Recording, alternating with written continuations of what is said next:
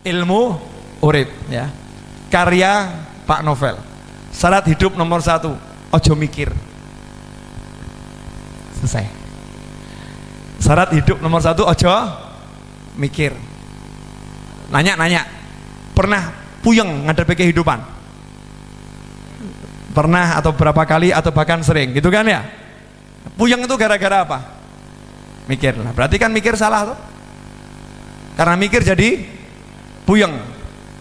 Betul. Coba jenengan makannya kan makanan yang sehat toh, bersih ya, daging macam-macam makan. Jadi penyakit enggak jadi penyakit kebanyakan? Jadi penyakit. Orang gila makannya makanan kotor, sakit atau sehat? Sehat. Kenapa? Orang gila nggak mikir. Betul kan? Tapi kalau kita mikir, tanya sama polisi, kasus kecelakaan di jalanan itu akibat orang gila atau orang yang mikir? Mikir. Kalau Anda ngebut, Anda tidak mikir mesti selamat. Tapi ngebut mikir, ragu-ragu nabrak. Ragu-ragu nabrak. Makanya orang gila nyebrang itu hampir nggak pernah ketabrak. Orang waras nyebrang banyak yang ketabrak. Kenapa? Orang gila nyebrang nggak pakai mikir. Mau nyebrang saja. Gila. Hasilnya, subhanallah, yang lain ngerem, yang lain menghindar, dia selamat.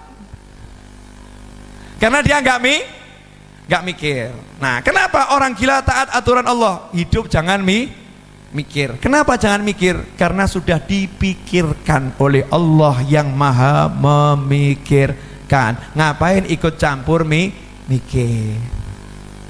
Jelas? Jadi apa? Ojo mikir. Lah penjabaran ojo mikir. Penjabarannya. 1, saya mau nanya. Saya kesini datang sendiri atau diundang saya? Diundang, betul. Begitu datang ditaruh di mana? Di sini atau dimasukkan kamar? Masukkan kamar, so istirahat. Betul kan ya? Disuguhin.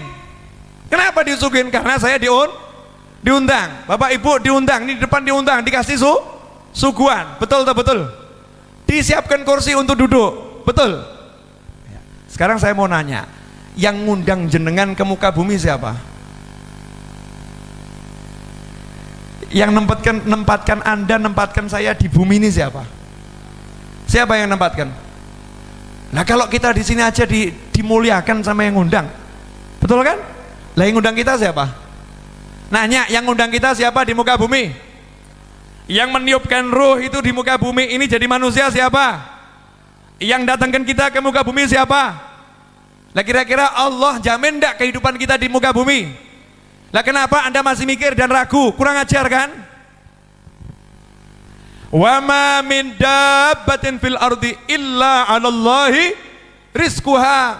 Beb, nyatanya banyak yang susah gara-gara dia menyalahi aturan, mikir. Enggak boleh mikir, jalan aja hidup ini, jangan dipikir. Contoh ya. Contoh sederhana. Allah udah nyiapkan semuanya. Ya, kita nggak usah mikir.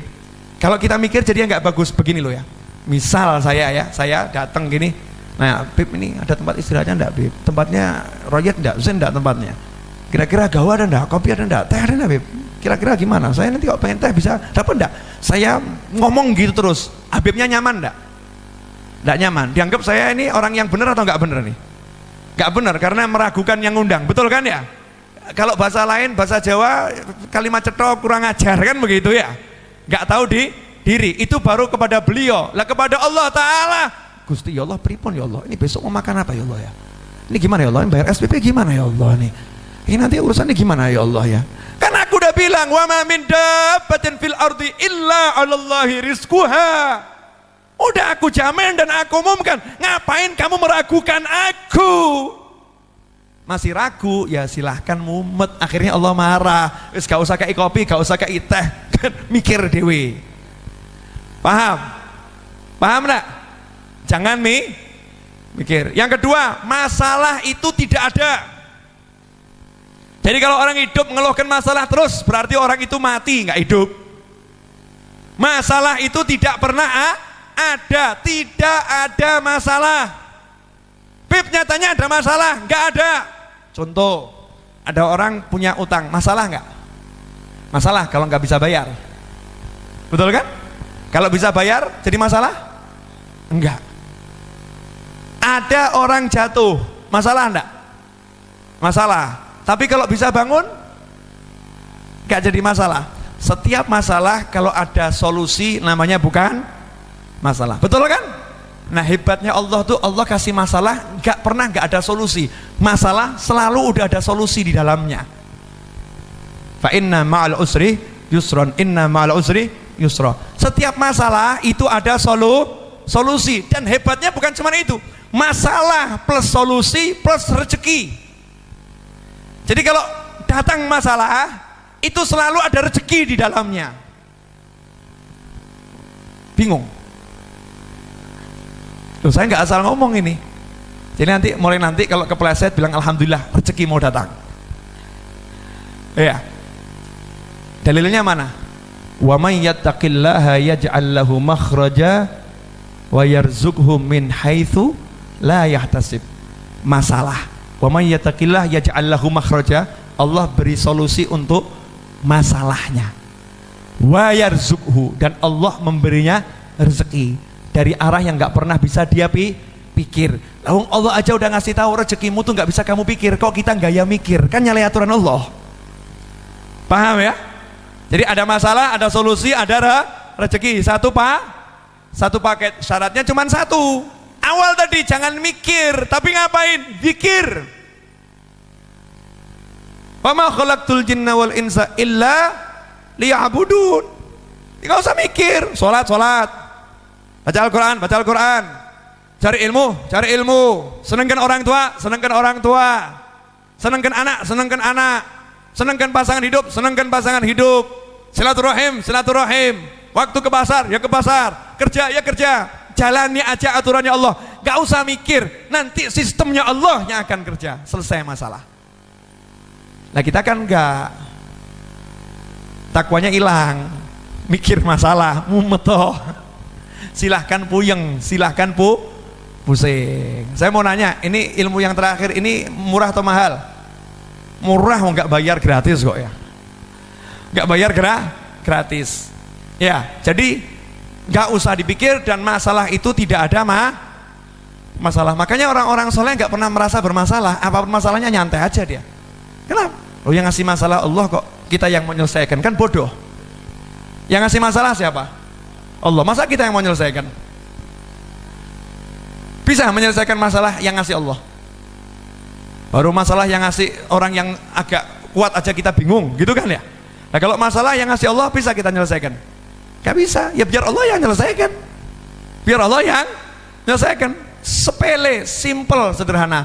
Yang terakhir, sudah satu jangan mikir, yang kedua masalah itu tidak ada. Nah ini yang terakhir, bagian yang paling menyenangkan dan bagian yang paling enak. Sebetulnya keburukan itu nggak ada.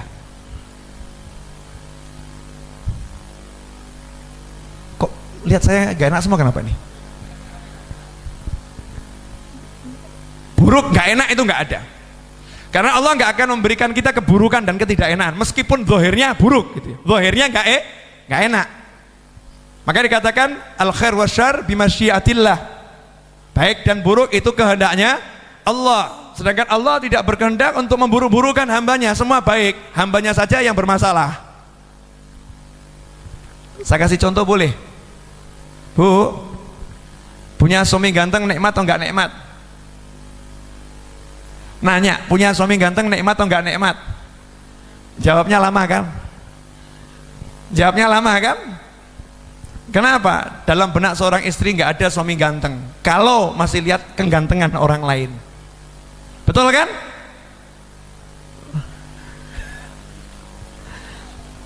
Seganteng-gantengnya suami Anda kalau lihat saya kalah ganteng. Misal gitu ya. Ada orang gitu, seganteng-gantengnya suami Anda lihat saya kalah ganteng, karena orang yang ngomong itu gantengnya luar biasa. Lah kalau hidupnya cuma lihat orang ganteng, suaminya jadi jelek. Suaminya jadi jelek. Akhirnya dia pulang ke rumah ketemu orang jelek. Akhirnya pulang ke rumah merasa punya suami yang jelek. Akhirnya pulang ke rumah merasa dirinya rugi menikah dengan suami yang seperti, ya Bu ya. Padahal punya suami jelek itu syukurnya double. Kenapa? Perempuan lain gak ada yang mau.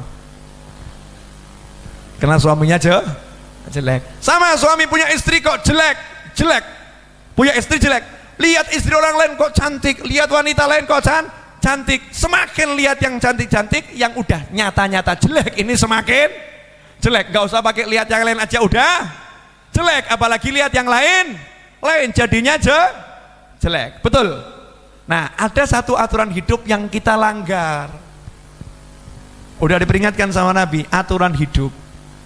Urusan dunia ini ya, ganteng, sugih, melarat, sehat, sakit, urusannya begitu-begitu. Jangan pernah lihat yang lebih sukses, dan bahkan jangan pernah lihat orang sukses, suruh lihat orang yang susah. Itu aturannya Nabi. Lihat aja yang lebih susah, udah itu aturan Nabi. Kalau kita langgar aturan ketiga ini, habis semua hidup kita. Contoh, ada orang kakinya patah, itu nikmat atau enggak nikmat? Baik atau buruk? Buruk kan? Kenapa dia lihat buruk? Karena dia lihat orang yang kakinya tidak patah. Karena dia lihat orang yang sehat, maka dia lihat yang namanya kaki patah itu buruk. Tapi coba kalau lihat orang yang punya kaki cuman separuh, kakinya dia patah, terus dia lihat masuk kampung kakinya orang itu hilang semua, separuh tok ini.